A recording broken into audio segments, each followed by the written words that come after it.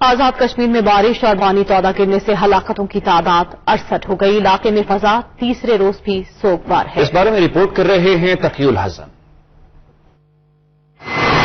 آزاد کشمیر میں حالیہ بارش اور برفباری سے قیامت ٹوٹ پڑی۔ اسٹیٹ ڈیزاسٹر مینجمنٹ اتھارٹی کے ریکارڈ کے مطابق اب تک ضلع سگنوتی، کوٹلی اور راولا کوٹ سمیت وادی نیلم میں لواد، شونٹر، کیل، دودھیال، پھلوئی اور شاردا میں لینڈ سلائڈنگ اور برفانی تودے گرنے سے 68 افراد جاں بحق ہوئے، جبکہ سرگن کے بکولی اور سیری میں برفانی تودے کی زد میں آ کر 65 افراد جہاں کی بازی ہار بیٹھے ہیں۔ حادثے کی تیسرے روز بھی لاپتہ افراد کی تلاش جاری ہے، جبکہ جاں بحق افراد کی تدفین ان کے اپنے آبائی قبرستانوں میں کی گئی ہے۔ گاؤں ہے ڈکی ایک چکناٹ، اس میں پورا گاؤں نیچے آ گیا ہے۔ ڈکی میں تو لوگوں کو ریسکیو بھی کیا گیا ہے اور لاشیں بھی نکالی گئی ہیں، لیکن چکناٹ تک ابھی تک ایکسیس نہیں ہے۔ آرمی لگی ہے، پولیس ہے، ایڈمنسٹریشن ہے، ریسکیو 112 ہے، اور جو بھی سرگرمیاں ہو رہی ہیں وہ ہیلی کے تھرو ہو رہی ہیں اور صرف دن کو ہو سکتی ہیں، رات کو ہیلی سروس بند ہو جاتی ہے۔ سرگن حادثے میں 54 افراد زخمی بھی ہوئے، جنہیں آرمی ہیلی کاپٹر کے ذریعے قریبی ہسپتال منتقل کیا گیا، جبکہ 90 سے زائد مکانات مکمل تباہ ہو گئے ہیں۔ مقامی رضاکاران اور پاک فوج کے جوان امدادی سرگرمیوں میں حصہ لے رہے ہیں، تاہم راستوں کی بندش کے باعث امدادی سرگرمیاں متاثر ہو رہی ہیں۔ لوگوں کا کہنا ہے کہ حالیہ بارشوں اور برفباری سے متاثرہ بالائی علاقے وادی نیلم کو